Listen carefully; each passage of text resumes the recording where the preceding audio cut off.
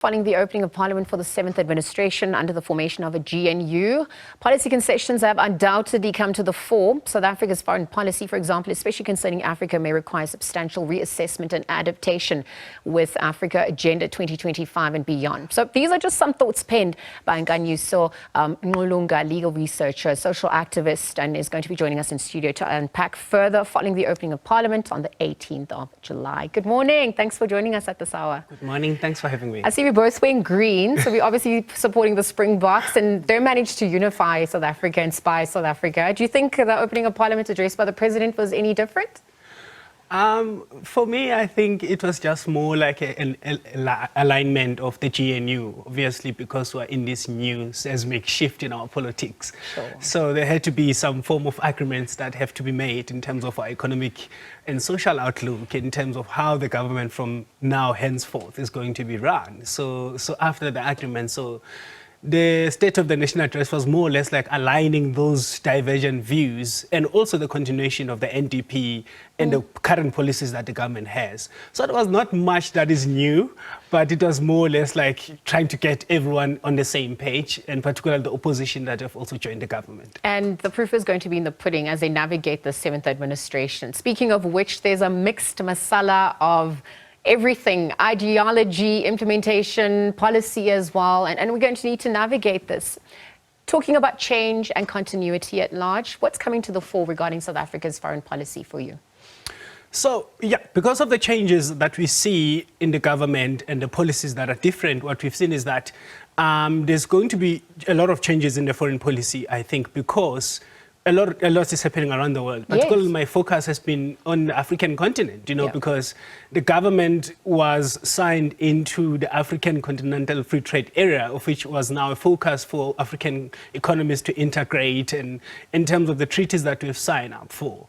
So, but also at the same time, we have a continent that is plagued by a number of issues: governance issues, security issues, and economic issues and instabilities, and military coups that are happening all over the country. And the government has to respond to that through our foreign policy. Yeah. But what it seems to me that there might be some form of alignment, because as parties they have said that they will have to come together as cabinet and approve those decisions. So the policy will be some form of unanimity. But what seemed to be not clear as to how we're going to be responding to those issues. I think the African continent, as we've seen with the Sahelian region, I think in West Africa, Niger, Mali, and Burkina Faso, and what's happening in that particular region, it requires an institutionalization of our politics and a diplomatic response, particularly for countries like South Africa that have always been at the forefront on ensuring that we unambiguously opposed into coups and instability in the region. Because for us to get consensus and get everyone back on the table is when we agree on certain issues politically. Yeah. No, absolutely. And there's also, a shift for the global south at large, given the BRICS +6, and perhaps also some of the other dynamics coming for South Africa entering G20's presidency as well. That's also seeing South Africa play a major role internationally. Yes, because South Africa is this industrialized country in the continent. We always have been at the forefront on ensuring that we are the ones who are taking the lead and ensuring that we bring these countries together, and economically, socially, and other political issues in the region. So even with the G20, I think it's going to Brazil now. Among the issues are all those geopolitical issues that have been affected African countries and other countries in the global south. I mean, COVID was one major issue about access to vaccines. And the second issue now is going to be the shift on the global financial architect, on how the post-COVID recovery for most countries in the global south, then they go on about that. So South Africa has to be at the forefront in ensuring that we negotiate better deals for ourselves. No, absolutely. You even all right about the EU carbon border adjustment mechanism. SABC also saying that many jobs could be lost there, the economic ramifications at large. Perhaps also just looking at the reinforcement of those European carbon borders and what that means at large. Talk to us about that as well. Yes, and as you may know, that the EU is actually Africa's largest trading partner at the moment, including South Africa.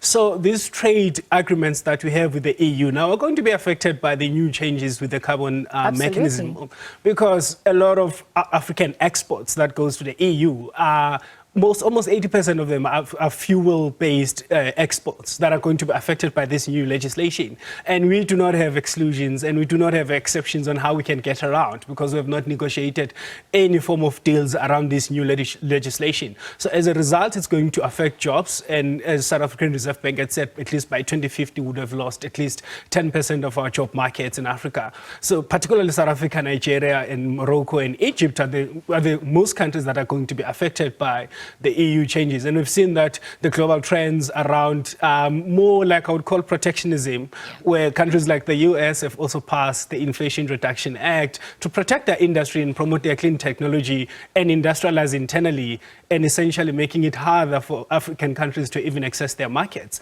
And it's going to be very difficult for African markets because now they have to import very expensive chips technology and access to the EV industries. Speaking about the shifts as well, and the US possible Trump re-emerging, erosion of multilateralism, some of the view. Talk to us about what you're observing on that front. So the US foreign policy does not usually change that much, regardless of who becomes the president. But although the US under Trump is most likely to be also intensifying on isolating itself from the geopolitical spaces and the globalization, because now it's more like inward looking due to the domestic challenges that they have economically and socially, and also because of the superpower rival between China, and they've been on with the trade war with China. So obviously under Trump, we're most likely going to see a continuation of US that is inward looking and isolating itself. It's going to take leadership at the helm of this. You've got a new minister, Ronald Lamola, taking over from the helm of Minister or former Minister Naledi Pandor. What do you think he walks into, and what are your expectations as well under his new leadership? He walks into a very complicated world. We have an ongoing conflicts in Sudan. We have got the Palestinian-Israeli war, and we've got the conflict in Eastern Europe. Particularly for the African continent, there's a lot that the minister will have to do to ensure that he inspires confidence on how South Africa would want to respond into those issues, because South Africa has to be breaking peace deals and has to bring together the AU, because the AU is supposed to be playing a crucial role in ensuring that they're bringing these countries together. And of course, also the Ethiopia and in what's happening in the Congo as well. So all of these challenges, I think the new minister is presented with an opportunity to reassess our relationship with the African continent on how we can best respond to the challenges that the continent has.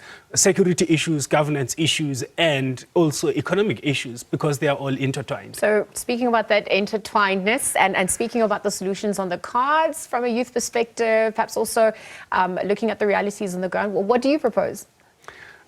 So what we propose is that always countries must resolve these issues at the diplomatic level. So I think peace, countries coming together, integrating our economies, I think that would obviously create more opportunities for the youth, because Africa has the youngest people in the world. So this is where we expect that these solutions are found, diplomatic solutions are found that are permanent, to ensure that there's peace in the continent. So that's what we're looking into, because for us to be able to work together and create opportunities is when there's peace. I wonder how South Africa is going to engage and navigate these waters, just because so many countries around the world, over 66, are undergoing elections. And so, you know, we're still looking at possibilities and probabilities. What best role can South Africa play from here into, perhaps with the 2025 agenda and beyond?